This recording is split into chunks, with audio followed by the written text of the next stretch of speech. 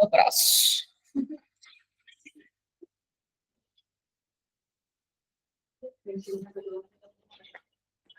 Bom, boa tarde oficialmente para todo mundo, aqui está gravando, e boa tarde para vocês.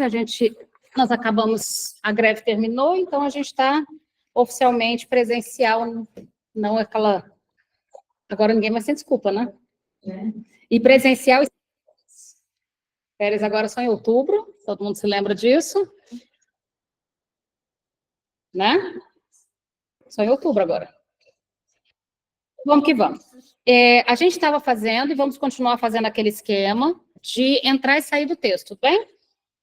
Então, na semana passada, vocês se lembram que a gente resolveu sair um pouco do texto para falar sobre o que é estrutura e sobre a estrutura da psicose para que a gente possa diferenciar da neurose, do autismo.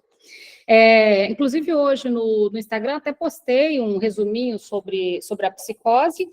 Na semana que vem, semana passada foi um resuminho sobre a neurose, nessa, um resumo sobre a psicose, e na próxima, um resumo sobre a neurose, para que a gente possa, inclusive, ter um entendimento comum sobre as estruturas. Não vou fazer especificamente sobre a perversão, vou manter só sobre essas três, é um recorte, de novo, nada contra, só porque a gente tem que fazer seleções, escolhas, fica aí uma escolha, né?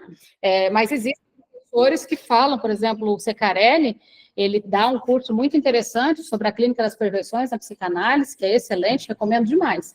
Mas não é um assunto que eu estude tanto, eu estudo mais neurose, psicose e autismo. A gente não tem como estudar tudo, absolutamente tudo, né? Então, são recortes que a gente faz. Então, a gente está entrando e saindo do texto, e agora, nesse entrar e sair do texto, a gente volta para o texto. Então, só lembrando, na semana passada, no primeiro encontro sobre esse texto, nós fizemos um histórico do autismo, certo? Desde 1908 até a clínica atual, inclusive da psicanálise. Depois, entramos um pouco no texto para falar sobre por que é importante falar do autismo na contemporaneidade, saímos de novo para falar sobre estrutura e psicose. Agora a gente volta de novo para o texto para avançar um pouco sobre a hipótese de uma estrutura autística. Se todo mundo se lembra, por que a gente saiu para então voltar? Vocês vão se lembrar que a gente saiu para então voltar, porque para a gente falar que o autismo não é mais uma psicose, é uma psicose. Até para poder diferenciá-la do autismo, né? Que foi o que a gente estava fazendo na semana passada. Então, abram um texto de vocês, logo no início aí, hipótese de uma estrutura autística, logo depois da introdução. Vamos voltar um pouquinho.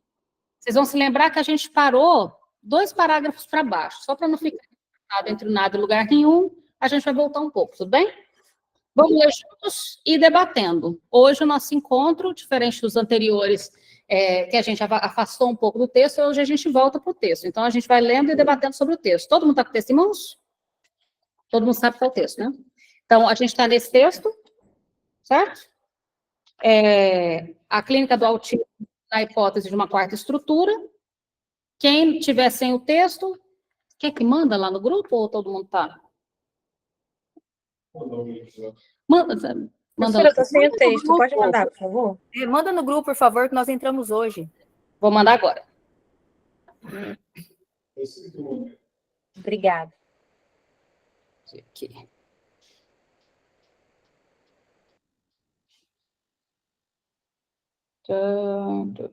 Pronto. Mandei o link, se vocês entram, clicam aí, vocês vão cair no texto, tá? Então, o texto da Bartira, psicanalista da Escola Brasileira de Psicanálise, sessão... É até engraçada a sessão, porque ela pega Goiás a Espírito Santo, tá? Goiás, Distrito Federal, Espírito Santo, que a gente chama de leste-oeste, né? Então, pega esse recorte aqui nosso, né, da qual eu também participo, da PIPA, pega esse recorte nosso. É engraçado, ficou até um recorte engraçado, né? Porque você tem sessão São Paulo, sessão Rio, de repente tem leste-oeste. Que a gente pegou Mato Grosso do Sul, Goiás e Espírito Santo, né? Mas coisas do Brasil é gigantesco, né? Então, a Bartira é do Espírito Santo, dessa seção leste-oeste, que inclui Goiás, da Escola Brasileira de Psicanálise. Então, a gente vai começar aí na segunda página, a hipótese de uma estrutura autística. Todo mundo agora está com o texto em mãos? Podemos começar? Então, vamos. O autismo não é mais uma psicose. Foi nesse ponto que a gente falou, opa, vamos parar e entender o que é uma psicose. Já entendemos? Voltamos. O autismo não é mais uma psicose. E com essa afirmação que Maleval abre seu texto, cuja pergunta-título é por que a hipótese de uma estrutura autística? Então, a hipótese de uma estrutura autística é uma novidade, a gente já conversou sobre isso várias vezes, mas também não é um consenso. Há uma linha aí da Escola Brasileira de Psicanálise, Associação Mundial de Psicanálise, que propõe o autismo como quarta estrutura. Há divergências, mas essa é a linha que a gente vai seguir. Neste, Maleval sustenta as razões pelas quais o autismo não pode ser mais colocado nosologicamente entre as psicoses, concordando com a tese de Rosine e Robert Lefort, de que se trata de uma quarta estrutura psíquica, juntamente com a neurose, a psicose e a perversão. Nós já lemos esse texto, quem não estava aí no grupo, pode voltar lá nas aulas para trás, que vocês vão encontrar a sequência de aulas sobre esse artigo, porque a hipótese de uma estrutura autística, tá? A gente estudou ele também, se eu não me engano, ano passado. Ano passado. Então, tem que entrar na playlist de 2023, né? Então, de Clorembault... nossa, falei errado o nome para caramba. Clorembault a Bloiler. Clorembault, psiquiatra francês, contemporâneo de Freud, considerado por Lacan como seu mestre, nos traz o automatismo mental como mecanismo base dos delírios mais comuns, inclusive místicos, de grandeza, perseguição, possessão, de erotomania, etc., caracterizado por ecos de pensamento, pensamentos antecipados, contradição sistemática, associação por contraste, diálogos de vozes, dentre outros.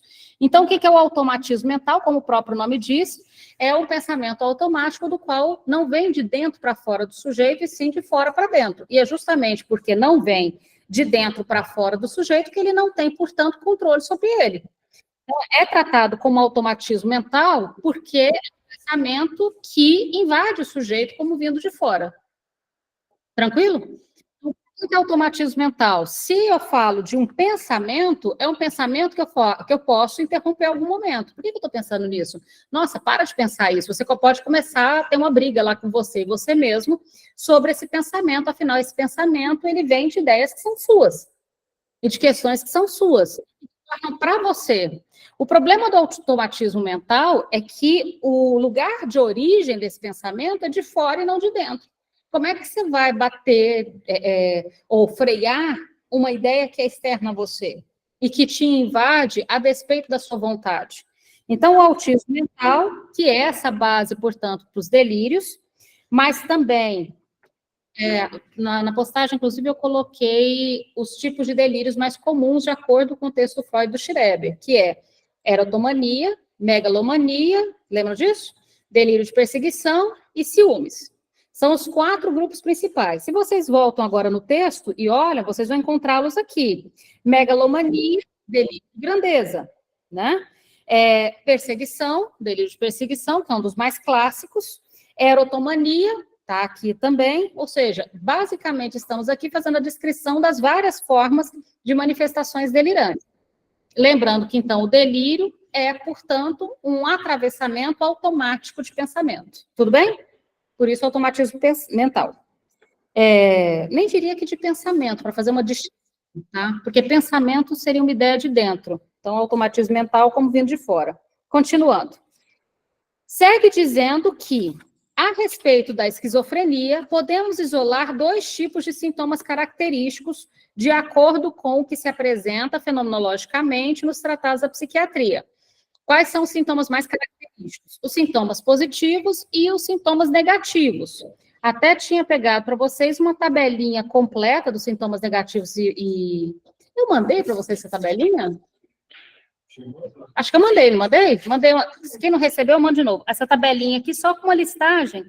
Só que às vezes você fica na dúvida assim, o que são sintomas positivos e negativos? Tem uma lista do que são, só para a gente poder encontrar mais facilmente.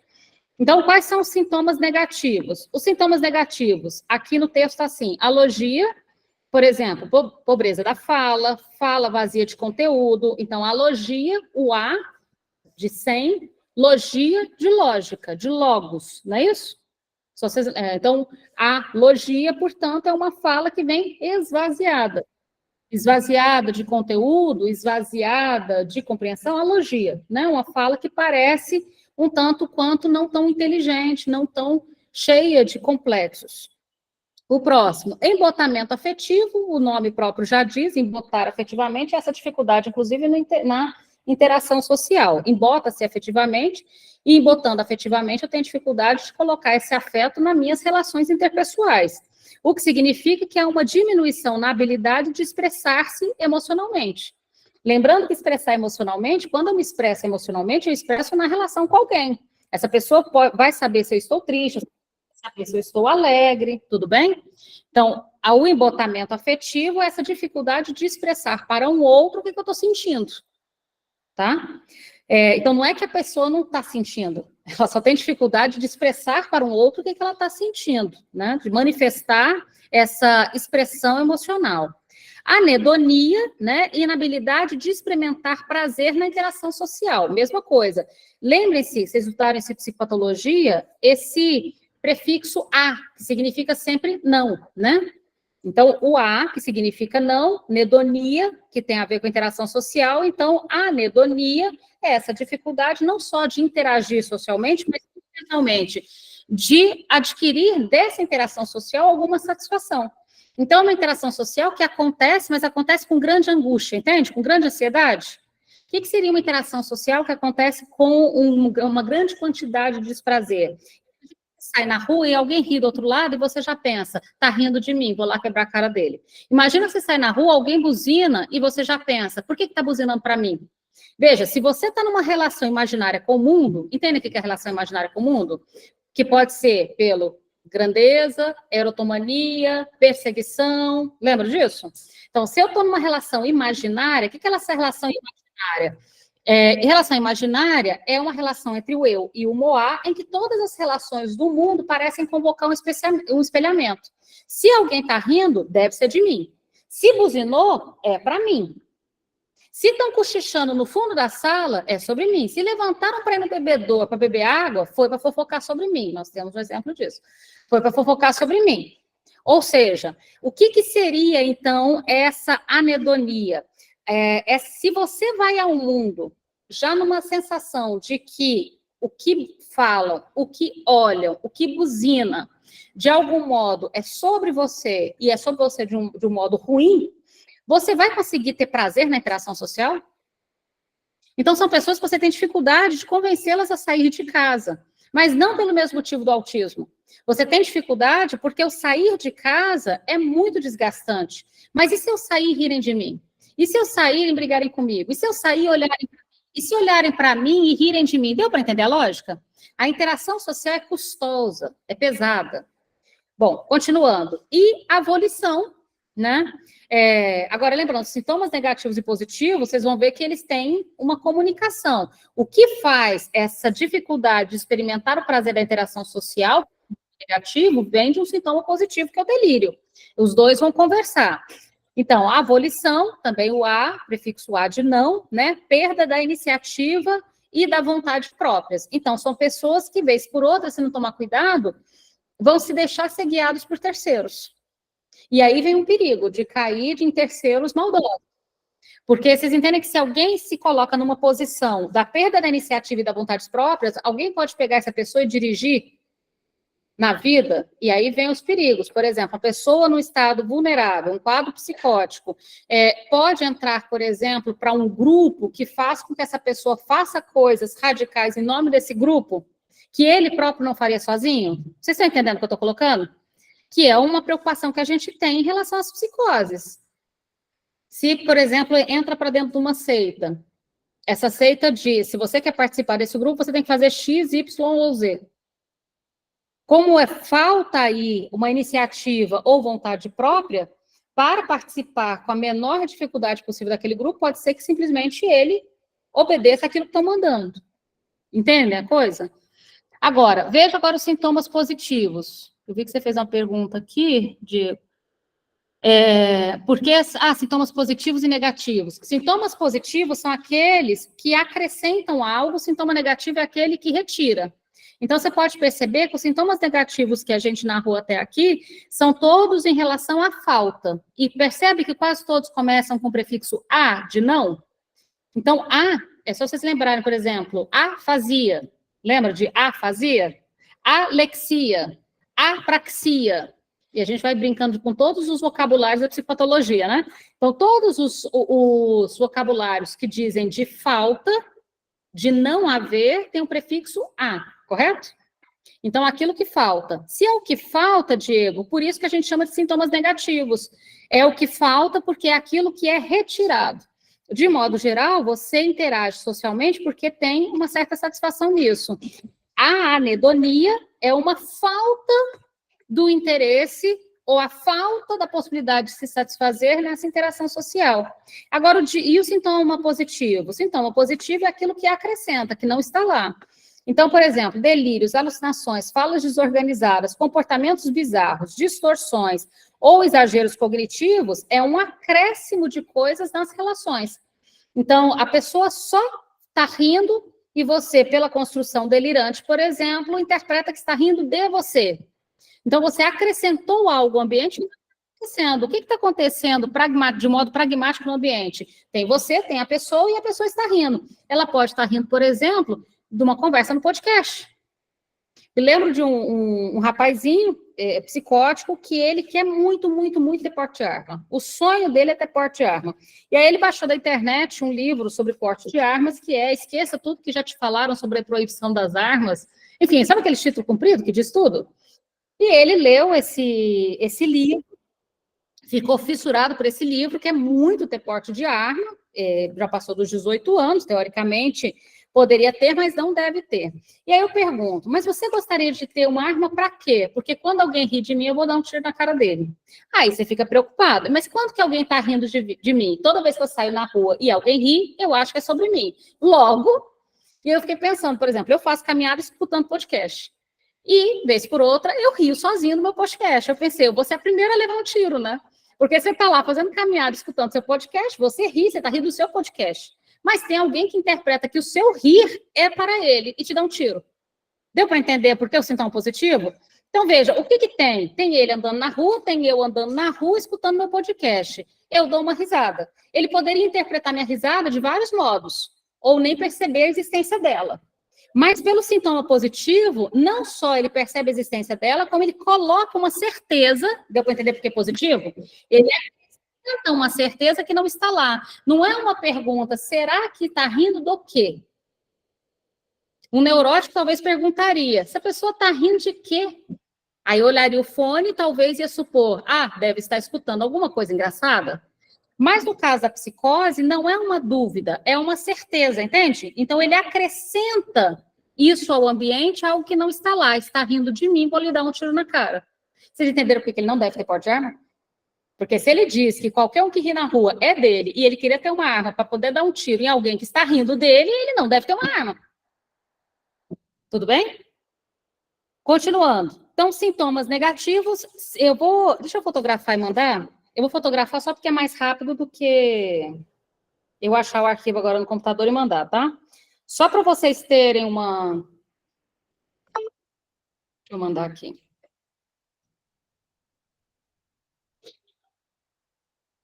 Então, não está assim com a melhor resolução do mundo, mas dá para ler, tá? Deixa eu apertar OK. Ó, mandei aí nos grupos.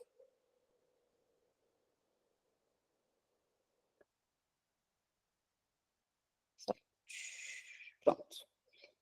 Mandei só essa tabelinha, só para vocês terem mais exemplos, porque no texto, como a Artira queria só passar rapidamente, ela deu sintetizado. Só mandei aí uma tabelinha só mais descritiva.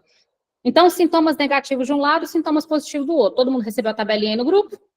Ok? Sintomas negativos, vocês receberam também, né? Sintomas negativos, vocês vão ver, embotamento afetivo. O que são os exemplos de embotamento afetivo ou os tipos de manifestação de embotamento afetivo?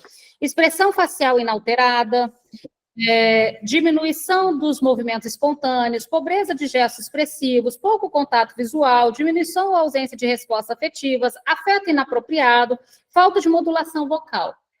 Então, eu tenho todo esse conjunto de fenômenos, de manifestações, para serem diagnosticados como embotamento afetivo. Conseguem perceber que, dependendo do olhar rápido, esse embotamento afetivo pode ser confundido com algo do autismo? É isso que a gente está tentando aqui. Tem que olhar para além, não pode ser um olhar rápido, ele fica confuso. Ainda dos sintomas negativos, alogia. Dentro da alogia, nós temos pobreza da fala, pobreza de conteúdo, da fala, bloqueio de pensamento. Sabe o que é bloqueio de pensamento? Você vai falar uma coisa, esquece o que vai falar. Você lê uma coisa, você vai contar o livro, você não consegue ler, né? E bloqueio de pensamento, maior latência na resposta, ou seja, alguém te pergunta uma coisa e você tem um certo delay para responder, sabe? A pessoa pergunta e fica um cri, cri, cri, e vai a resposta. Tem um certo delayzinho. A abulia e a apatia. Perceberam que os sintomas negativos, na sua maioria, começam com A? Entenderam por que A, né? A de não, de ausência. A abulia ou a apatia. Deficiência dos cuidados pessoais e da higiene. Então, a pessoa que não se apropria do corpo a ponto de cuidar do corpo. Então, por exemplo, vai no banheiro, faz o número 2 e não limpa adequadamente, ou às vezes nem limpa. Às vezes fica um tempão sem tomar banho. Eu me lembro de um senhor no CAPS, ele não tomava banho há uns 2 anos. Na época, agora deve fazer mais, né? Na época, ele não tomava banho há uns 2 anos. Ele estava no CAPS-AD, no grupo de álcool e drogas, mas o álcool era o menor dos problemas dele. Todo dia, antes de ir para o grupo, ele tomava uma dosezinha e entrava no grupo, diga de passagem, né? Então, tinha a dosezinha para ir para o grupo do CAPS.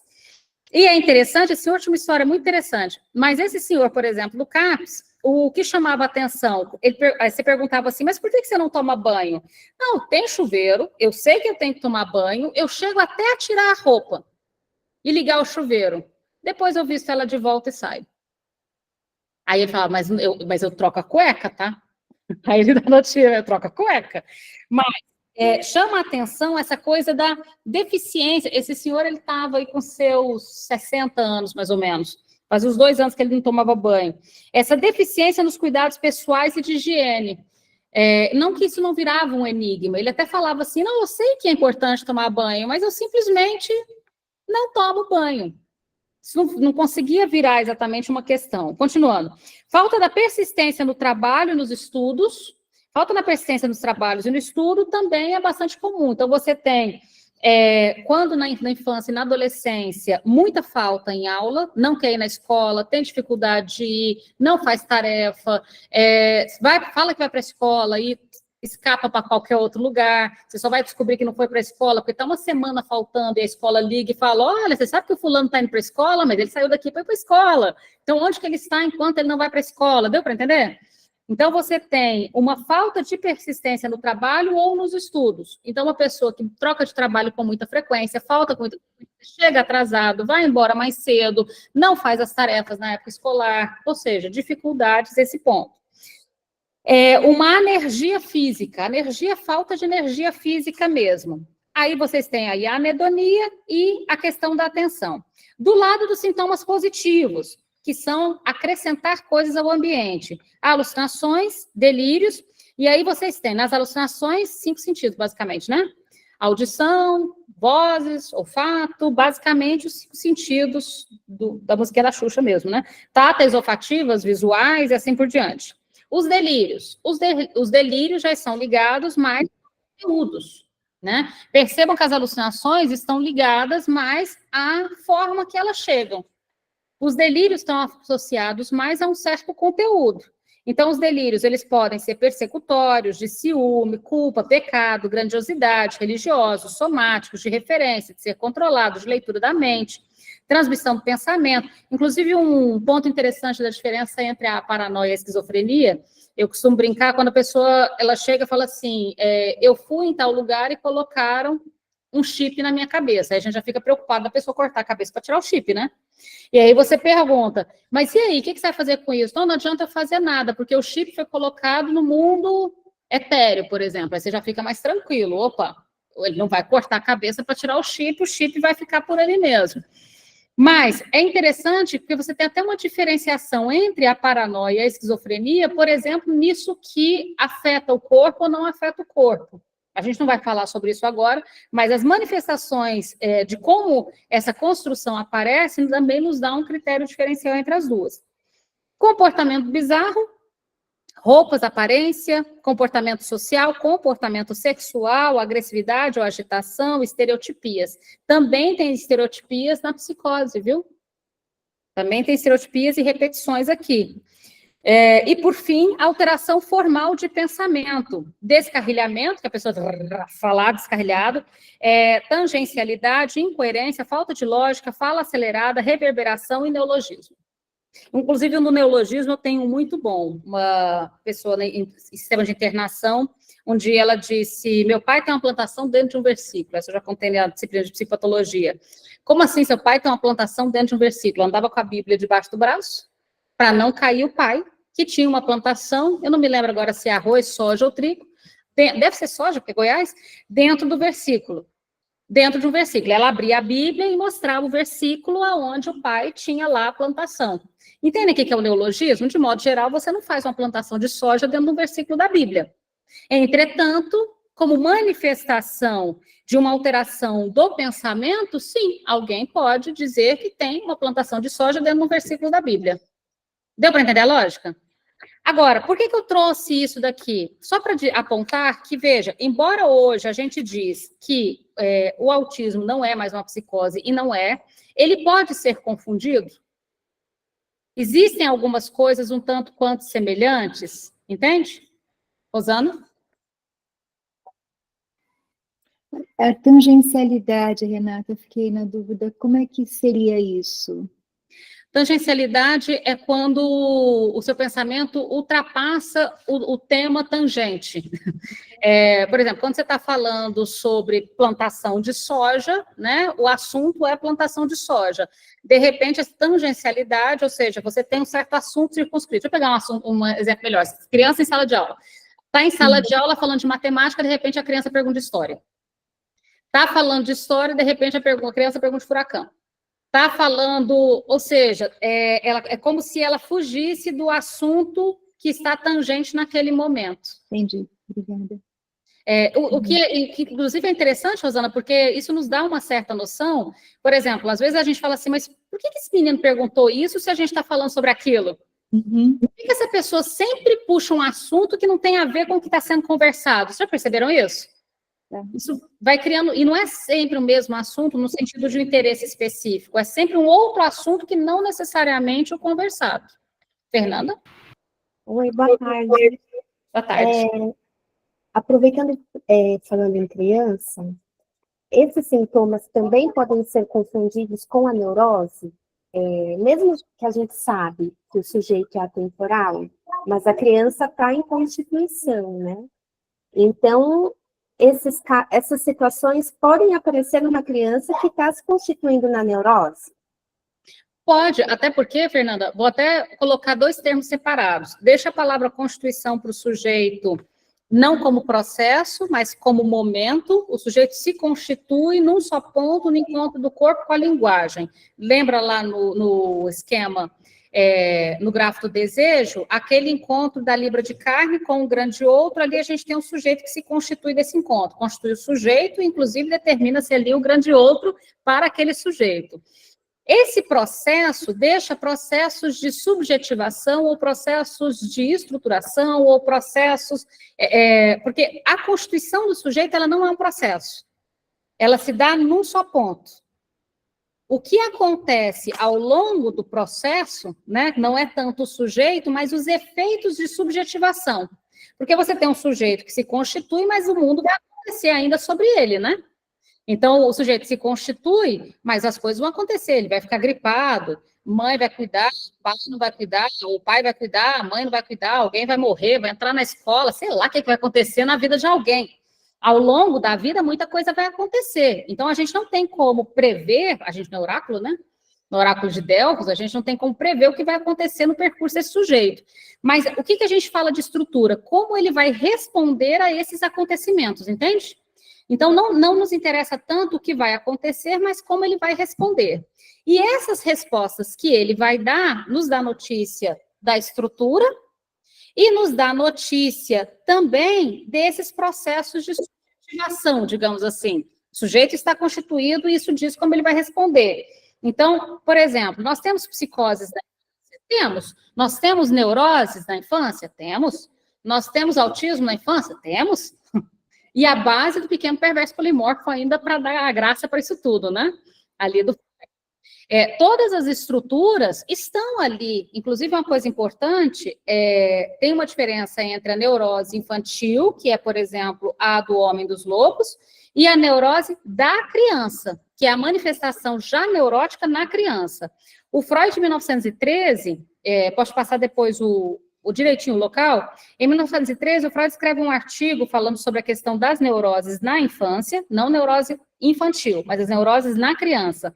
E aí ele, inclusive, vai apontar que a neurose, mais especificamente a histeria, inclusive, ela se manifesta primeiro, ela dá notícias primeiro, ainda ali na primeira infância, enquanto a neurose obsessiva, ela acaba se manifestando de um modo mais claro um pouco mais tarde, por volta ali da alfabetização. 5, 6 anos, o Freud tentando ali dar uma organização cronológica que depois a gente pensou diferente. Então, a gente tem todas as estruturas já como possibilidades da infância, não exatamente igual à idade adulta, tanto que a gente fala de psicoses infantis, neuroses infantis, né? Neurose da criança, a gente coloca esse da criança na frente ali, não à toa. Agora, voltando à sua pergunta, sim, essas manifestações podem acontecer em todas as estruturas. Por exemplo, vamos pegar essa anedonia, inabilidade de experimentar prazer pela interação social.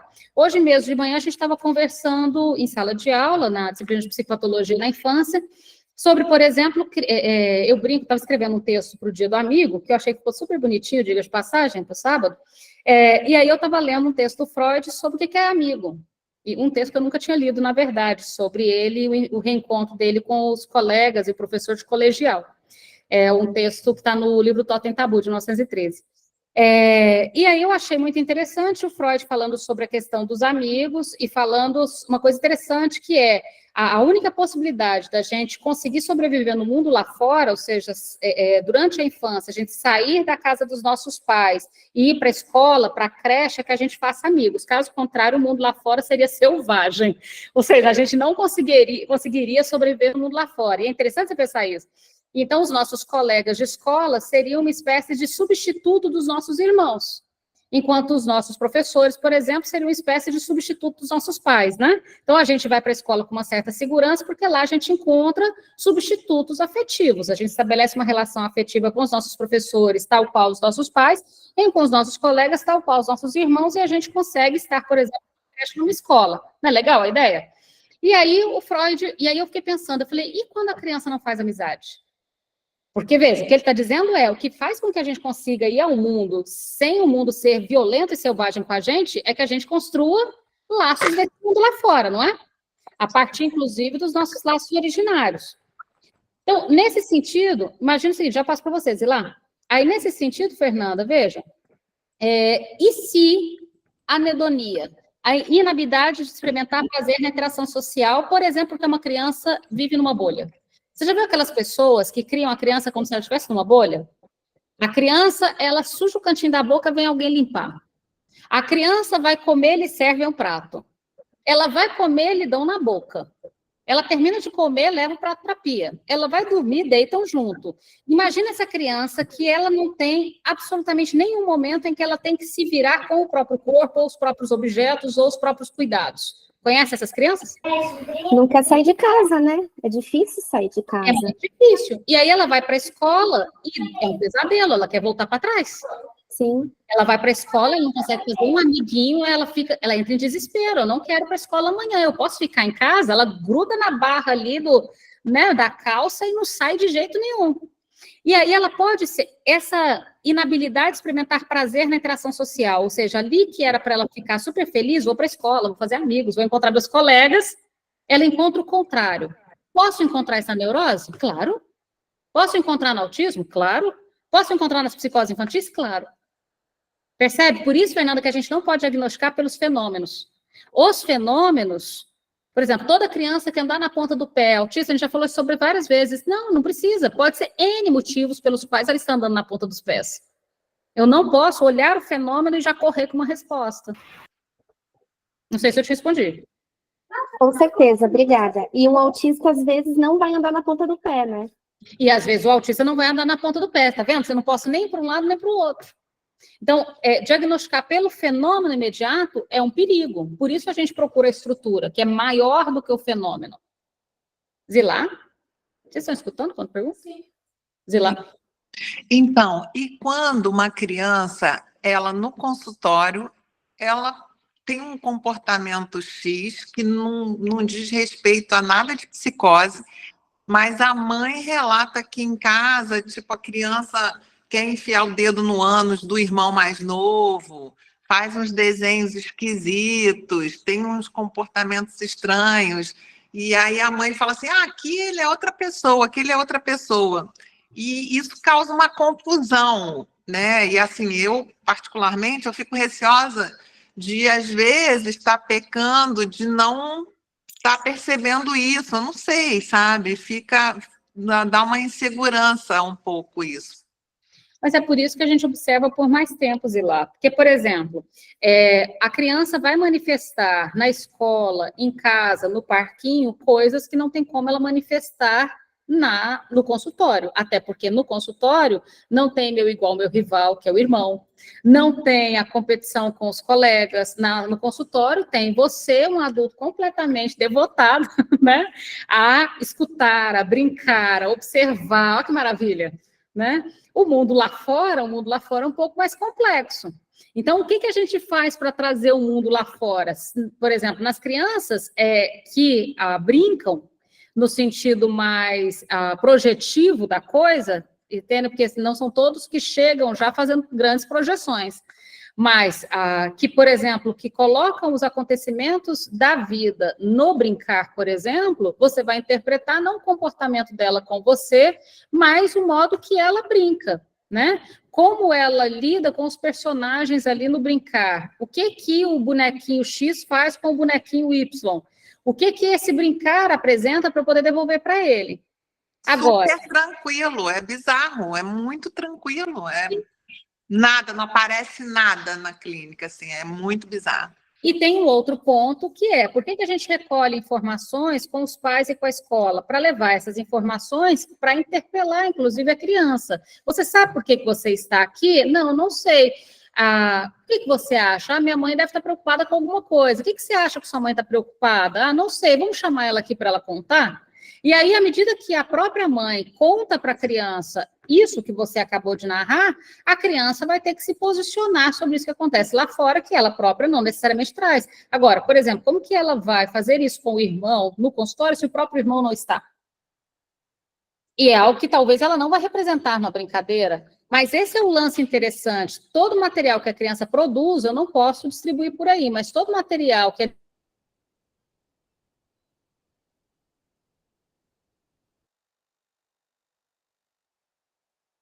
Travou? Travou para todo mundo? Ah, tá, então travou. Tá, eu falei que... Travou. Voltou. Travou. Voltou, pronto. Aí o Duran, que é a internet pública, deu uma travadinha aqui. Voltou todo mundo? Agora sim. Voltou. Todo mundo que... Caiu de novo. Pronto. Se cair de novo, eu passo para o 4G. Vamos lá. Então, ok? Voltou? Aqui não caiu, né? Só aqui. Então, voltando.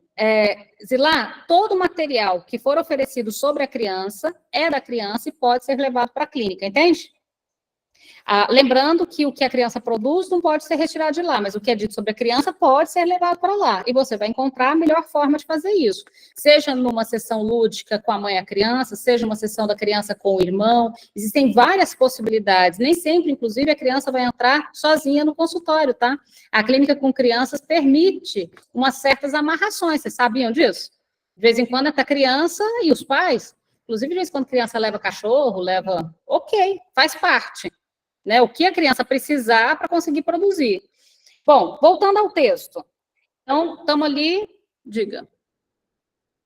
Se o problema não é a criança, isso também vai aparecer, Maristela. Porque à medida que a criança vai ser interpelada com isso, ela está ali numa posição, inclusive, de questionar, de concordar, de discordar, percebe? Bom, continuando o texto, a gente está logo abaixo dos sintomas positivos. Todo mundo se achou? Logo abaixo vem, as alucinações são alterações na percepção, por exemplo, ouvir vozes sem estímulos, e os delírios, as distorções de pensamento, definição básica de todo mundo que estudou psicopatologia.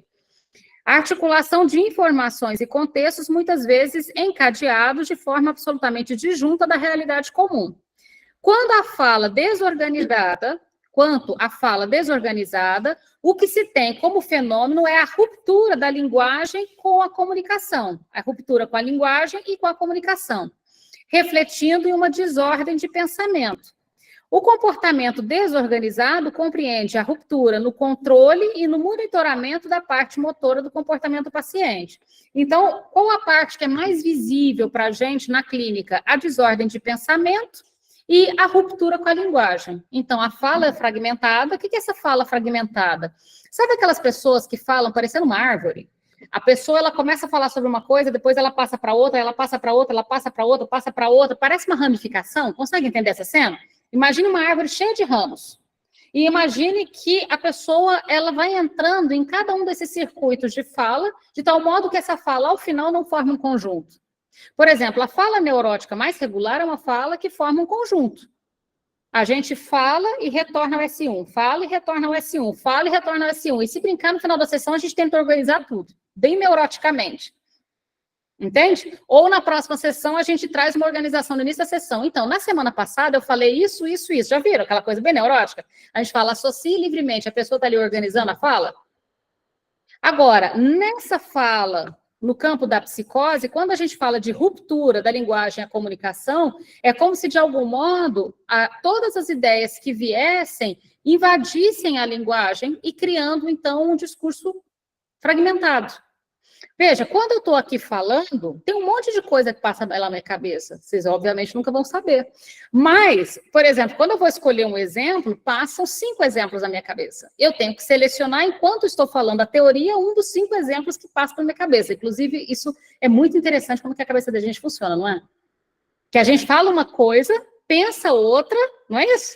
A gente fala uma coisa aqui, pensa outra para falar lá atrás e lembra de outra lá atrás, tudo ao mesmo tempo, sem perder a linha de raciocínio. Não é divertido fazer isso? Eu acho divertidíssimo. Mas imaginem que, neste sentido, por causa da ruptura da linguagem e comunicação, é como se você perdesse. Você está falando uma coisa, vem uma ideia, ao invés de você manter essa ideia em pensamento e continuar falando, a ideia invade. Deu para entender? Aí você se lembra de uma coisa, em vez de você guardar o que você se lembrou e manter o diálogo, isso que você lembrou invade também. De tal modo que a fala fica fragmentada. Tanto que, vez por outra, algumas pessoas falam assim, nossa, é muito cansativo atender o paciente psicótico, porque a gente tem que ficar prestando muita atenção. De repente, eu tenho a sensação de que escutei, não entendi nada. Primeiro que não é para entender mesmo. Mas essa fala fragmentada exige um esforço maior nosso de escuta. Entendem por quê? Porque se a fala tem uma sequência, mesmo que você distraia por 1 segundo, como ele não perdeu a sequência, você não perde a coisa. Nessa fala fragmentada, chega num ponto que você fala assim, gente, eu devo ter dado uma viajada, porque a pessoa não estava falando sobre X e agora está falando sobre Y. Como é que ele chegou nesse assunto? Vocês já tiveram essa sensação escutando alguém? Então, essa fala fragmentada causa uma insegurança na gente. Por isso, inclusive, tem gente que não consegue atender porque tem uma sensação de que não é capaz de acompanhar essa fala fragmentada. Se você tentar entender tudo, você realmente não vai ser capaz de acompanhar. Mas imagina que você só vai escutando. Mesmo que ela não faça sentido, mesmo que ela seja fragmentada, mesmo que ela vá para frente, volta para trás, mesmo que ela se misture, mesmo que ela se enraize. A metáfora que me vem na cabeça é sempre dessa árvore cheia de ramificações para essa ruptura entre linguagem e comunicação. Por que ruptura, né? Com a linguagem e com a comunicação? Porque eu não falo tudo que vem na minha cabeça enquanto vem na minha cabeça, porque eu tenho um interesse de comunicação de ser entendida. Entende? Então, como eu sou governada por essa lógica do que o outro quer de mim, o que o outro está escutando, o que ele vai achar do que eu estou falando, eu neuroticamente sou governada por essa lógica, eu guardo aquilo que pode furar essa comunicação. Deu para entender? Mas imagine alguém que não é governado por essa lógica. O que o outro vai pensar de mim? O que ele vai entender do que eu estou dizendo? O que ele vai achar do que eu estou falando? Que, diga de passagem, não é que não causa sofrimento. Causa sofrimento pra caramba, tá? Inclusive, causa tanto sofrimento, tem gente que não consegue apresentar trabalho em grupo. Tem gente que não consegue falar em público, não é? Não consegue falar em público por causa desse pensamento. Mas e se eu falar bobagem? E se eu errar uma palavra? E se ninguém entender o que eu estou falando? E se... E aí você não consegue nem apresentar trabalho em grupo. Mas esse e se, percebem, tem uma fidelidade com a comunicação. Entende? Nesse discurso psicótico, não tem uma fidelidade com a comunicação, tem uma ruptura com a comunicação. E a linguagem, então, pode aparecer fragmentada. Diga, Anderson. Eu escrevi, então talvez seja melhor aí na escrita, que eu não consegui organizar, tá um pouco fragmentada. Gente para ficar gravado, porque tem gente que assiste a gravação depois e a escrita não aparece. Eu já encontrei uma pessoa assim, não como uma analisanda, e aí parece que tinha o interesse da pessoa em ser dessa maneira, ter uma fala desse tipo, não lembrou pelo menos, né? Esse tipo que você está falando. E aí parecia que tinha uma intenção na pessoa, sei lá, de transgredir ou simplesmente de chocar. E aí eu me lembrando dos outros encontros que a gente conversou sobre enfim, meu Deus, não lembro do nome do outro grupo. E aí eu pensei que se isso não tinha a ver com algum afastamento da cultura intencional, algum interesse da pessoa em transgredir mesmo, em chocar. Ou então como querer criar ou ter uma alternativa diferente, um modo diferente de ser. Então, se tem uma intenção, já não é uma ruptura, percebe, Anderson? Se, por exemplo, se eu tenho uma intenção, e aí a gente pode pensar no James Joyce, por exemplo, Guimarães Rosa, em vários autores que criam, então, uma literatura que transgride com a linguagem, né? Mas ali ele não transgride com a linguagem por uma ruptura entre a linguagem e a comunicação, ele transgride com a linguagem para fazer arte, né? Então, se eu transgrido com a linguagem para fazer manifesto, se eu transgrido para fazer cultura, por exemplo, para produzir literatura, a intenção já não portanto, veja, volta lá no texto, já não é um automatismo, percebe? A questão aqui, Anderson, é que essa ruptura seja governada por um automatismo mental, não por uma intenção. Uma intenção já é o contrário de automatismo mental. Ficou claro? Ficou claro. Ok? Renata, você tinha feito uma pergunta também? Eu tinha perguntado, Renata, se quando ele está falando aqui no texto esquizofrenia, a gente entende todas as psicoses, todas as manifestações? Aqui no texto, sim. Aqui no texto, ela usou a palavra esquizofrenia por causa da origem ali do autor contemporâneo ao Freud que está sendo utilizado. Não ainda no termo da estrutura psicose, mas aqui pode pensar, sim, em termos de psicose. Se a gente já for fazer uma transposição para os termos da psicanálise, sim, psicose. Ok? Ana Paula? Oi, Renata, boa noite. Boa noite. Minha dúvida é assim, eu atendo crianças e teve um momento que eu atendi uma criança que ela veio como um diagnóstico de autismo e realmente me apontou muito mais para uma psicose, porque na brincadeira, no brincar que ela montava, você via conteúdos de megalomania e perseguição. Então, assim, no caso das crianças, me parece que nem sempre isso vem de uma forma muito clara, né? Assim, alguns momentos você percebe sinais no brincar. E hoje eu também estou com um caso bem intrigante, porque tem uma criança que não traz nem esses sinais, no entanto, tem uma dependência materna, tem uma dependência de enrijecimento corporal, tem uma situação de enrijecimento corporal e visual. E eu queria te perguntar exatamente isso. Na infância, então, como a gente poderia perceber os sinais mais assim tendenciosos à psicose, o desencadeamento da psicose?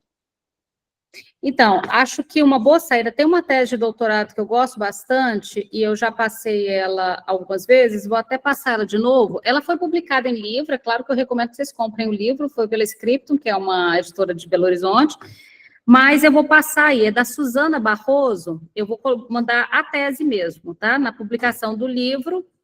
É claro que quando você publica o livro, você conserta algumas coisas da tese. Eu, por exemplo, outro dia eu estou revisitando minha tese para terminar um livro, achei tanto erro, que horror, mas faz parte, tá, gente? Se você parar de achar erro, é porque você parou de estudar, não é? Você lê o texto de 14 anos atrás e fala, credo, que tanto de erro, faz parte. Essa tese da Suzana, de 2012, eu particularmente acho uma das melhores teses sobre o assunto, sobre as psicoses na clínica com crianças. Ou seja, as psicoses na infância não são idênticas às psicoses adultas, mas precisam, obviamente, ser olhadas. Até porque, se você não consegue localizar as psicoses na infância, isso vai ter consequências para o tratamento, né? Então, é grave não diagnosticá-las, não no sentido de ficar entregando papel para os outros, tá? É grave no sentido de não fazer o manejo adequado. Agora, pegando isso que você colocou das psicoses da infância, tem umas manifestações, eu mandei para vocês no grupo a tese, tá? Tem umas manifestações interessantes da infância, é que isso vai aparecendo adaptado às questões contemporâneas. Por exemplo, Ana Paula, automatismo mental. Hoje tem aparecido muito automatismo mental com a criança na psicose infantil, assumindo, por exemplo, vozes, e não é só na psicose infantil que isso pode acontecer, é um dos exemplos, tá? Cuidado para vocês não diagnosticarem pelo fenômeno. Assumindo, por exemplo, uma voz terceira, por exemplo, de youtuber. Então, a criança chega falando tudo em terceira pessoa. Oi, galera! Um monte de crianças se tornando... Me fala o nome de um youtuber aí, que eu não sei o nome de nenhum. Tem um que são irmãos. Felipe Neto, esse chega bastante. Ele é um Felipe Neto da vida, por exemplo, e aí a criança, ela, em vez de falar eu, Renata, vai falar, oi, galera, estamos aqui, como se ele fosse um estamos, como se ele fosse, então, plural, como se ele fosse um terceiro, com uma voz que não é dele e um assunto também não é dele, entende? E aí a gente percebe, Ana Paula, que é como se, por que a gente está falando de automatismo mental? Que é como se esse discurso que ele apresenta não fosse dele, ele fosse estrangeiro e carregasse esse discurso por aí. E aí você tenta convocá-lo para um discurso mais próprio, né? Tipo assim, não, que legal, mas agora vamos deixar o Felipe Neto para lá e vamos falar sobre você, né? O que você quer brincar? E aí ele pega, e aí, galera, vamos brincar de carrinho? E ele responde a sua pergunta, mas estando do lado de fora da sua pergunta, como se não fosse para ele, entende? Então, é muito sutil. Então, o que você vai perceber na criança, até porque, de novo, qual é uma marca fundamental das psicoses? Estágio do espelho. Então, você vai ver uma relação ali entre o eu e o moá, em que, nas psicoses, o sujeito estabelece relações imaginárias. O que são relações imaginárias? Imitação, repetição, espelhamento, entende? Incluindo relações imaginárias, rivalidade, ciúme, possessividade. Então, você vai perceber sintomas nas psicoses infantis, mas dessa ordem. Muito ciumento, muito rivalizador, um discurso em terceira pessoa. Deu para entender? Deu sim. Muito obrigada. Quem tinha levantado a mão? Vou seguir um pouco adiante, então. Vocês não querem perguntar nada, não é pessoas tímidas? Pessoas tímidas. Eu acho super engraçado que vocês estão aqui presencial, né?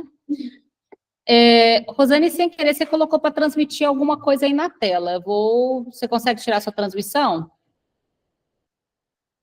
Eu não sei tirar.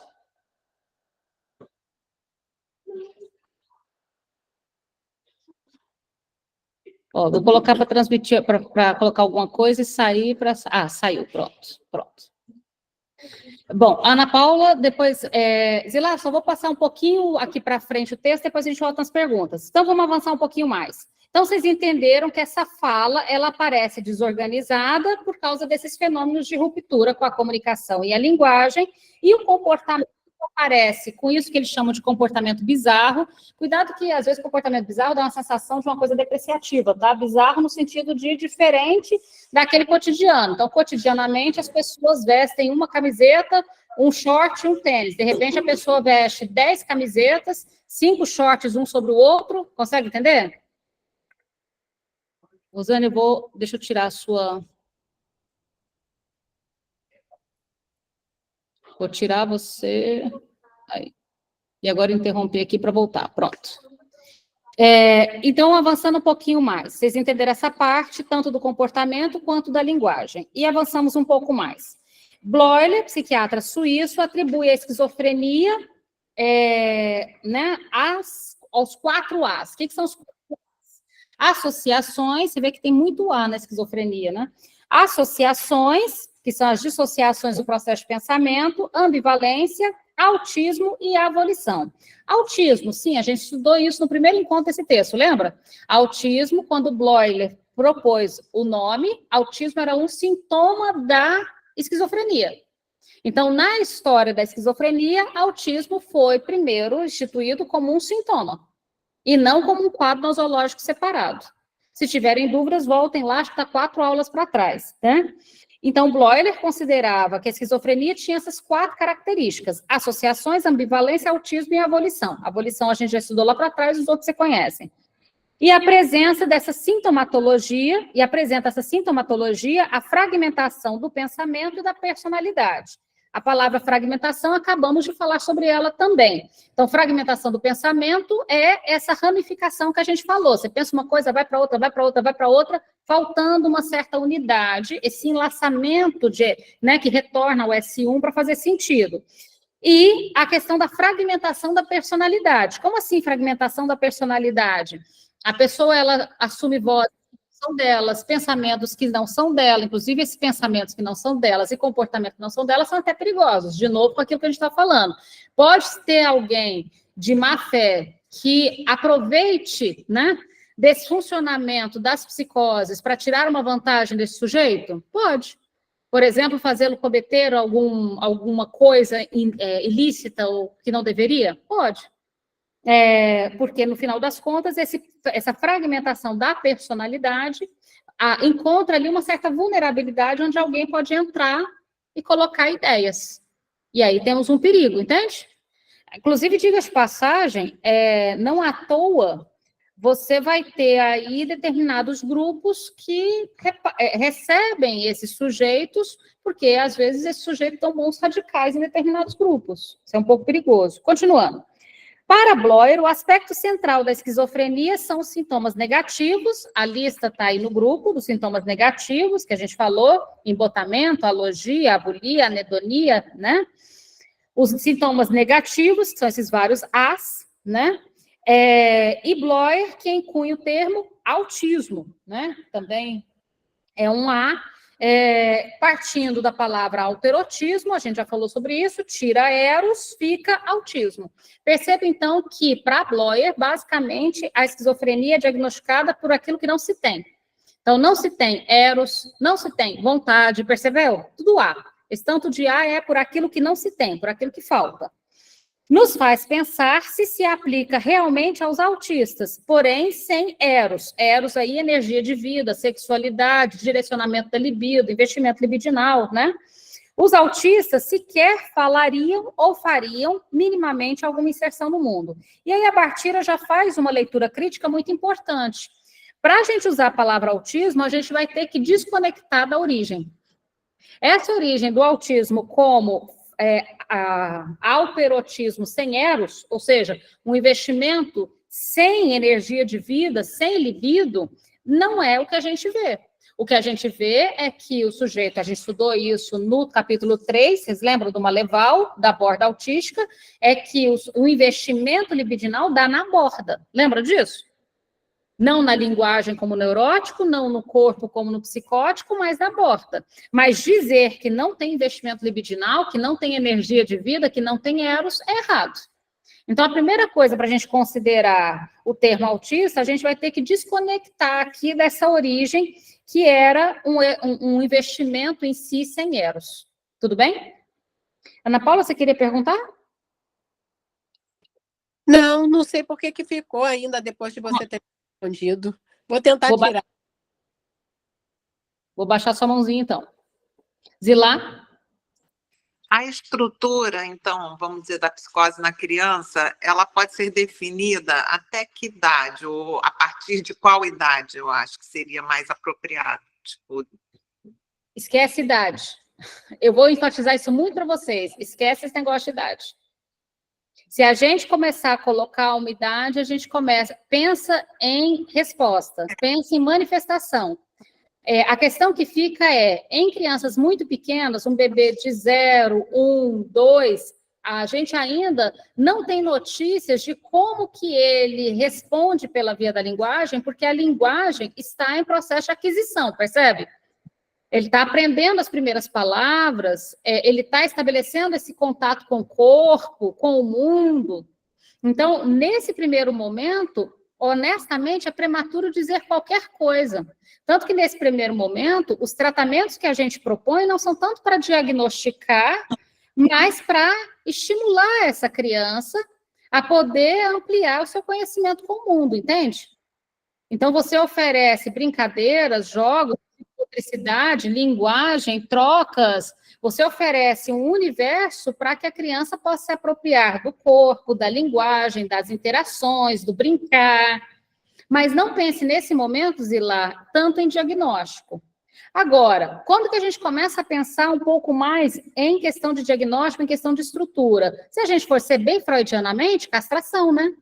Vocês lembram que a castração, inclusive na de conceitos fundamentais de quarta-feira, a gente vai falar, inclusive, na quarta-feira, sobre as consequências psíquicas da distinção anatômica entre os sexos, aquele texto Freud de 25.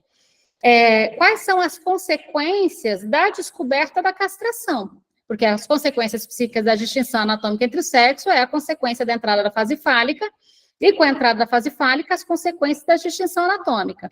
A partir desse ponto, Zila, em que a criança ela descobre, de algum modo, a distinção anatômica, junto com essa distinção, vem uma certa descoberta sobre o mundo, sobre a linguagem, ela começa a investigar que lugar que ela ocupa, né, naquela casa, no amor dos pais, e etc., qual o nome que ela tem, inclusive começa a ficar encantado com o próprio nome, brincar com o próprio nome e achar a letrinha do próprio nome em tudo quanto é lugar. Vocês lembram dessa fase?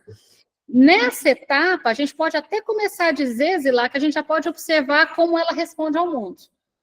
Então, de um modo bem freudiano, da castração em diante. Agora, com qual idade exata acontece a castração? Não cravem. Os sujeitos são muito variados, correto? Por N motivos... E a estrutura, por exemplo, você pode achar que naquele momento ele está apresentando esse quadro, mas isso modificar, vamos dizer, tipo essa passagem de médico e tal, e ele ficar meio travado ali, ter até uma certa alucinação, até de ver também esses jogos muito malucos, esses animes todos, sei lá, e aí, de repente, passar por isso e aí passar por uma neurose, você não vê isso. Uma vez feito, está feito, assim, vamos dizer. Nem passar, nem ir, porque a neurose nem sei se estava lá, né? Mas nem passar, nem voltar, nem ir, nem chegar. Mas imagine o seguinte, por exemplo, a alucinação em bebês é comum. Todo bebê alucina. A alucinação não é um fenômeno problemático na primeira infância. Os bebês alucinam. Os bebês alucinam no berço porque eles ainda não sabem sonhar, por exemplo. Então, em todas as épocas, a alucinação é necessariamente um problema? Não. A alucinação em bebês, ela é uma característica, é um fenômeno esperado. Psicopatológico? Não. Regular, esperado, acontece. E você pode, inclusive, observar isso no bebê. Sabe quando o bebê está lá no berço, sugando para o ar, fazendo assim? Vocês nunca viram um bebê dormindo? Ou seja, está dentro da conta, Isila, sem problema nenhum. Agora, por que minha preocupação com a sua pergunta é a seguinte: não existe estrutura boa e estrutura ruim. E aí eu fico um pouco preocupada quando a gente começa assim a falar como se fosse um tratamento para forçar uma entrada na neurose, como se a neurose fosse uma boa notícia. Não tem boa notícia e má notícia, tem estrutura. É o que é. O que a gente pode fazer por uma criança, ou com um adulto, com um adolescente, qualquer que seja a idade? O que se pode fazer em relação às estruturas e à questão do sujeito? Que o sujeito consiga funcionar da melhor forma possível com as suas condições, quaisquer que sejam, incluindo a questão da estrutura. Então, é possível, por exemplo, que um autista funcione melhor que muito neurótico. É possível que um psicótico funcione muito melhor do que um neurótico. É possível que um neurótico funcione melhor. Agora, por excelência, tem uma estrutura melhor? Não tem.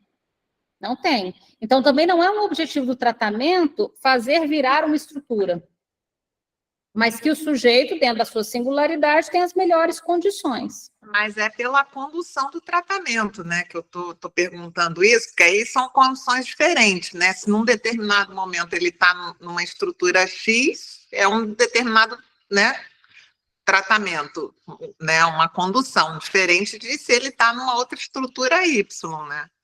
É isso Quando que está um pouco maior. No início, tome como modelo de tratamento aquela proposta da Alba Flessler, O Lugar dos Pais, na Clínica com Criança, aquele livrinho de capa azul. Quando ela diz que o objetivo do tratamento é localizar a falta onde ela falta e fazer intervenções para poder operar essa falta. Então, a falta, aonde ela falta, é necessário, por exemplo, para a criança poder alcançar a sua estrutura, seja lá qual for, ou as suas condições da estrutura, seja lá qual for. E o que é essa falta onde ela falta? Por exemplo, o que é angústia? A falta da falta. Quando, né, o Lacan dá aquele exemplo no seminário 10, né, quando a criança, ela olha e tem sempre uma sombra a lhe vigiar.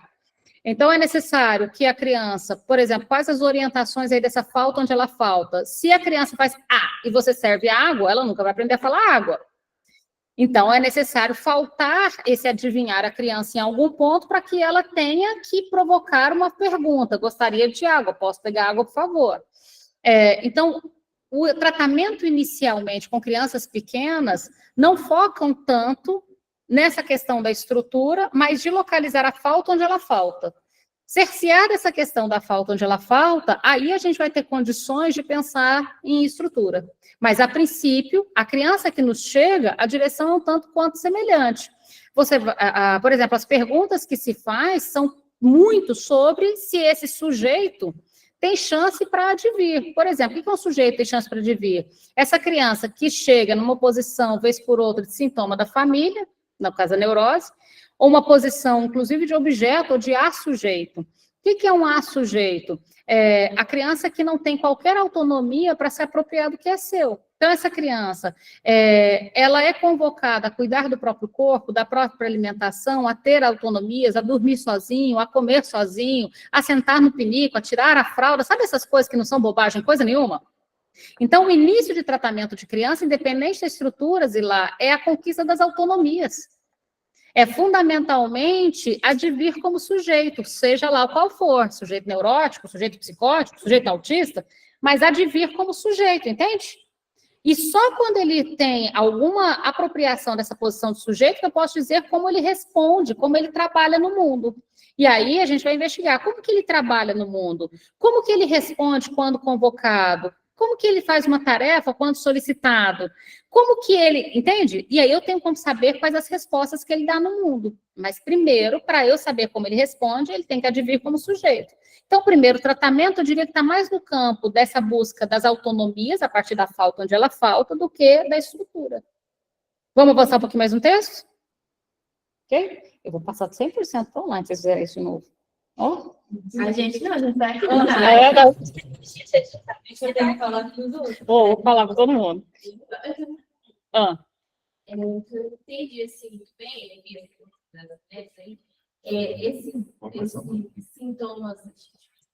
esses sintomas negativos, tipo esgotamento afetivo, anorexia, eles se manifestam nas crianças também?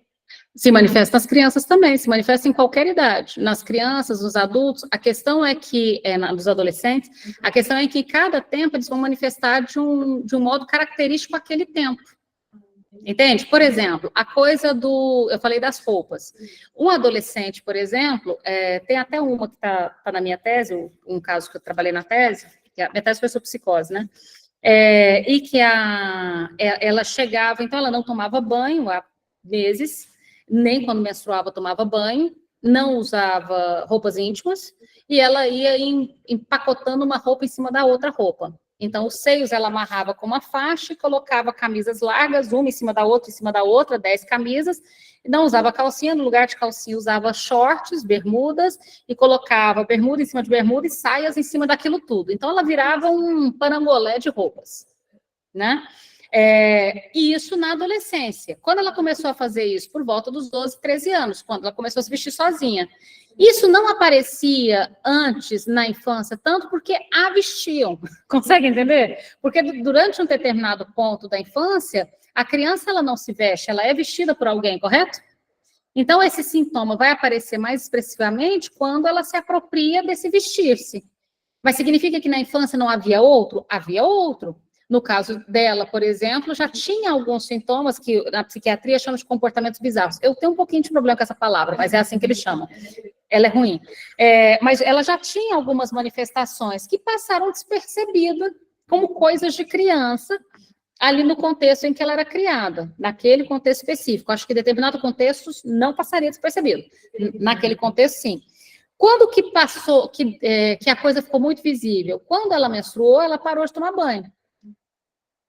Aí a coisa ficou visível, porque a escola começou a se a se queixar do odor para ficar na sala de aula, ficou fora de contexto. Aí chamou a atenção, aí ela foi encaminhada para o tratamento. Mas significa que não tinha essas manifestações antes? Tinha algumas, mas passavam despercebido. Entende? Bom, vamos avançar um pouquinho mais? Quantas horas? Tá. Voltem lá no texto, então. A gente entra na próxima parte, Saussure, Jacobson, Lévi-Strauss e Lacan. Todo mundo achou? Na próxima parte, então, a gente vai falar, então, sobre linguagem. Por que a gente vai falar sobre linguagem? Se a gente diz que uma das marcas da esquizofrenia é uma ruptura com a linguagem de comunicação, a gente tem que entender, então, o que é linguagem para poder romper com ela. Então, vamos voltar lá. Para tratarmos de estrutura, um aspecto importante a considerarmos é o estruturalismo de Lacan, que comparece do seu primeiro ensino ao último, sofrendo algumas modificações no percurso. A gente falou sobre isso no encontro passado, inclusive de um Lacan mais próximo da psiquiatria e depois um Lacan mais distante da psiquiatria, lembram? Na semana retrasada a gente falou sobre isso. Sabemos que Lacan foi fortemente influenciado por 3 estruturalistas, Saussure, Jacobson e Lévi-Strauss.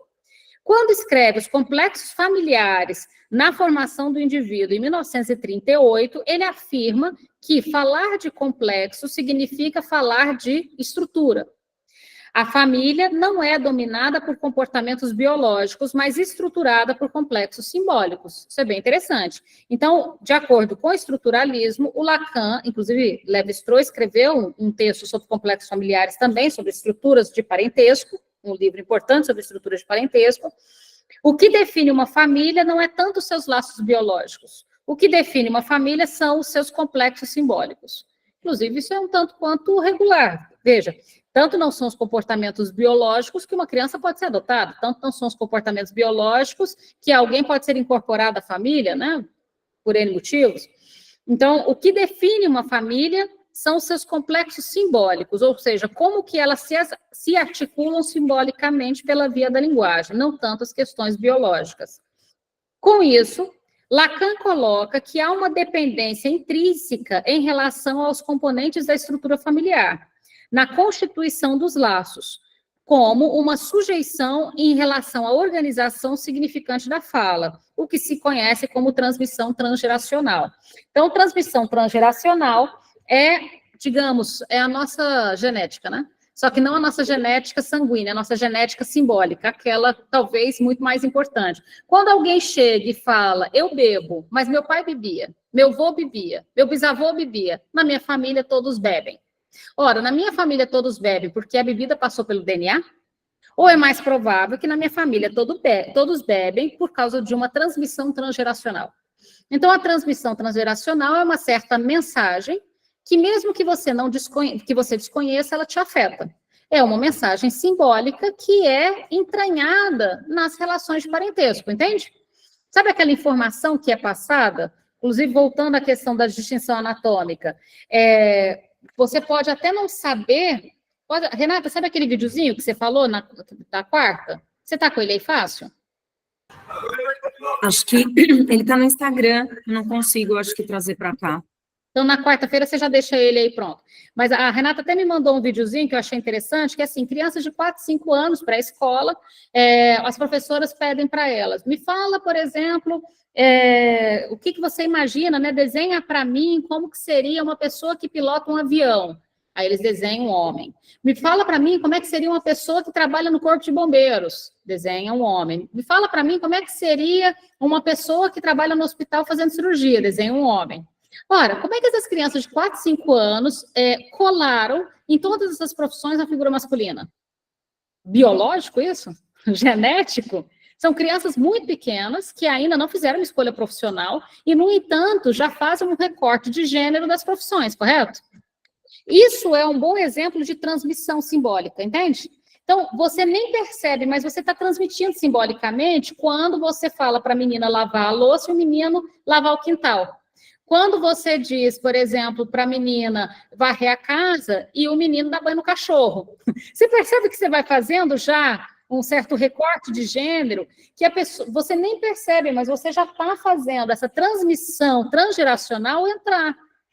Então, seja por comportamentos, seja por hábitos alimentares, seja por hábitos alcoólicos, seja por divisões de gênero, a gente tem uma certa transmissão que, na verdade, é o que define os complexos familiares, entende?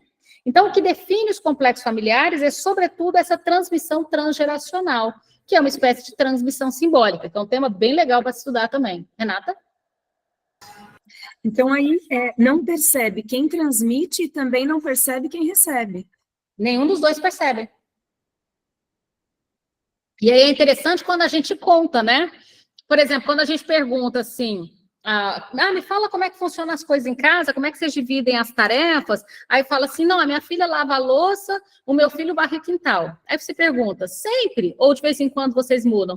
Não, sempre. Mas por quê? Como assim por quê?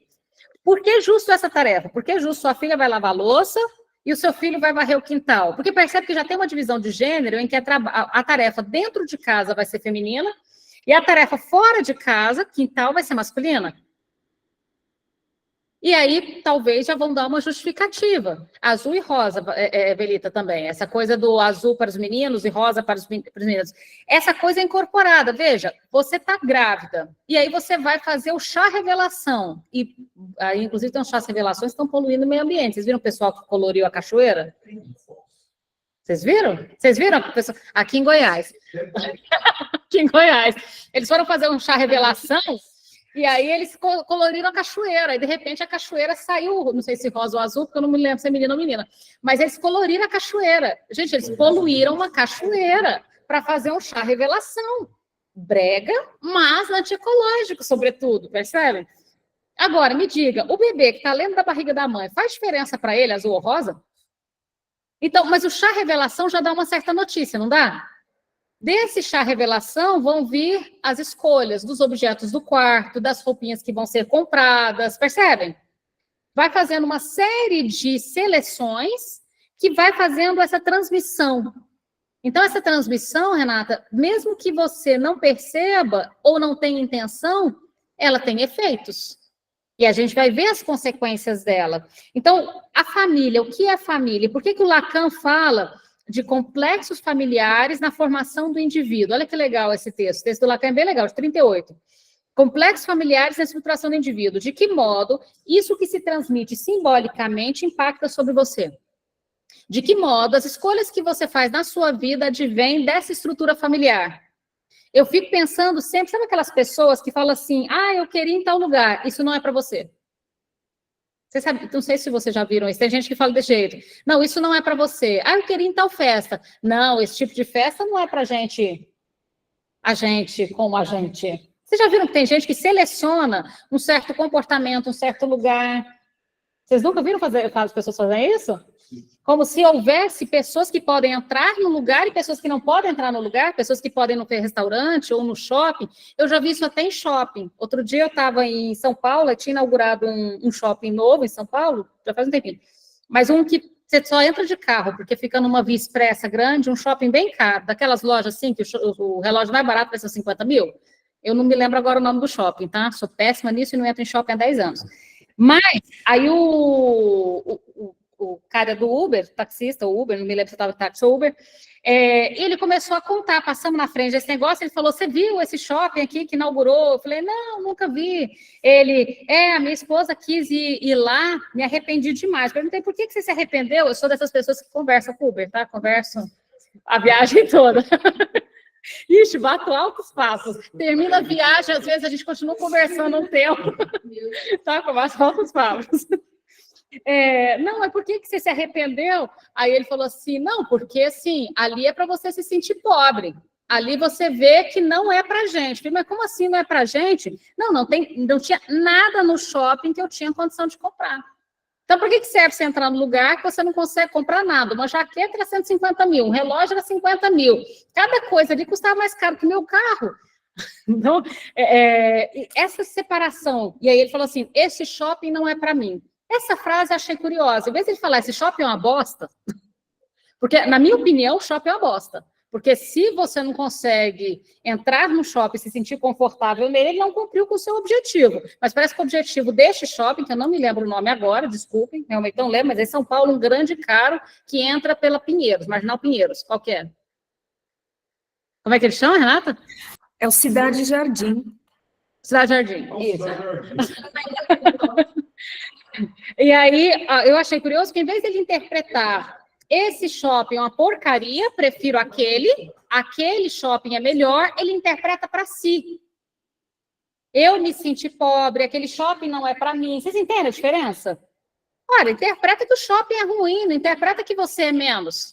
Mas essa questão de você interpretar que você é menos, ao invés que o shopping é ruim, tem a ver com essa transmissão transgeracional, entende? De uma certa marcação que vai sendo feita. Gil? Olá, boa noite. Boa noite. Sobre essa questão de transmissão transgeracional, através de símbolos, não sei se isso ficou implícito, mas o que dá para a gente pensar também é que muita psicopatologia também é passada de maneira transgeracional, né? Sim. O que eu atendo de caso, assim, de criança, que a gente vê uns pais, assim, com sintoma e tal, mesmo sintoma na criança, são inúmeros. Teve um caso muito interessante que eu, infelizmente, não pude acompanhar por muito tempo, mas era um menino que ele veio para mim com uma hipótese diagnóstica de esquizofrenia. Mas aí tinha toda uma família que era atendida pela mesma clínica, né? Tinha lá 2 irmãs, a mãe também, e todas, assim, cheias de psicopatologia, era ansiedade, era não sei o quê, síndrome de não sei o quê, né? Tinha toda uma questão assim. Só que o menino falava algumas coisas que não era tão coerente assim as falas dele. Não vou conseguir dar muitos exemplos agora por questão de tempo até, né? Mas a sensação que eu tinha na fala deles dava uma sugestão de que ele falava da esquizofrenia, de ele enxergava coisas diferentes, mas ele falava com um certo prazer, como se fosse assim um poder dele. Olha, eu sou diferente, eu vejo as coisas diferente. Mas assim, olhando a estrutura familiar, dava a entender que, olha, todo mundo tinha patologia, todo mundo tinha sua atenção, cada um tinha o seu psicólogo, e ele queria ter a patologia dele também. Então é muito interessante como isso vai passando também, né, através da... Antes de você lembrar, aquele texto do Lacan maravilhoso, que todo mundo tem que ler, é curtinho, Nota sobre a Criança, está nos escritos ou outros escritos. No Nota sobre a Criança, o Lacan, ele diz que a criança chega na clínica numa posição de sintoma dos pais. Então, a gente começa a atender a criança tentando localizar que lugar que ela ocupa no sintoma da família. E qual que é o objetivo do tratamento? Que a criança saia da posição de ser o sintoma da família para construir os próprios sintomas, poderíamos dizer assim.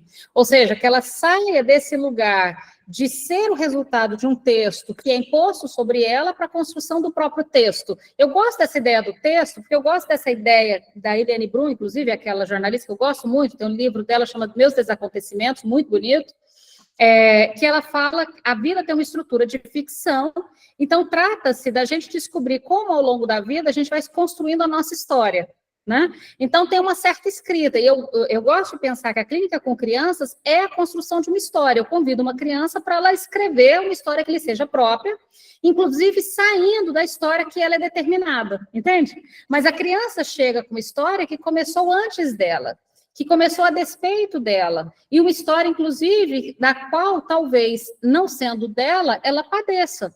À medida que ela consegue se desvencilhar de uma história que não é dela e construir um texto próprio, entende? À medida que ela consegue se desvencilhar e construir um texto próprio, ela sai da posição de ser o sintoma da família para construir o seu próprio sintoma. Essa é a sacada. Tem um livro que eu vou lançar agora no segundo semestre, pela Sintoma, que é a editora do UESP. O meu capítulo é justamente sobre isso, de que modo que a criança na clínica deve entrar como sintoma da família e sair com o seu próprio sintoma, né? Esse percurso da entrada e da saída da criança na clínica. Inclusive, eu estou terminando o capítulo essa semana, tem que entregar até dia 30, tá? Então, terminarei nos finais de semana. Vai ser um prazer ler. Eu estou achando super divertido escrever, diga de passagem. Poliana, eu vi sua pergunta assim, é só porque hoje eu estou em sala de aula desde, teoricamente, das 7 da manhã, mas na verdade a gente começa às 8 e termina meio-dia, porque haja vontade de entrar na sala às 7, né? Ninguém quer às 7. É porque no nosso programa as aulas começam às 7, aí termina às 11h40, aí a gente faz o contrário, começa às 8 e vai até meio-dia e meio, porque é melhor sair um pouco mais tarde do que chegar tão cedo. E aí, assim que eu terminar aqui, eu olho lá e te respondo. Então, para a gente poder fechar, porque já são 7 horas, essa parte da transmissão transgeracional é extremamente importante, e você pega um ponto importante aí, Gil. Para eu poder, e aí eu converso com a pergunta da Zilar, como que eu vou falar da estrutura da criança se ela chega como sintoma da família?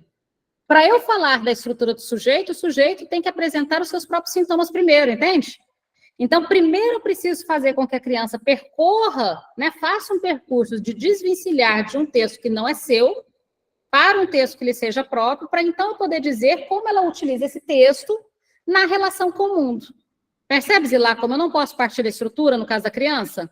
No caso da criança, eu preciso partir do lugar que ela ocupa como sintoma dos pais, para depois chegar na estrutura. No caso do adulto, a gente realmente começa ali nas entrevistas preliminares procurando a questão da estrutura. No caso da criança, não. Bom, a gente continua, então, daqui 15 dias, justamente nessa parte do Saussure, Jacobson, Lévi-Strauss e Lacan. Combinado?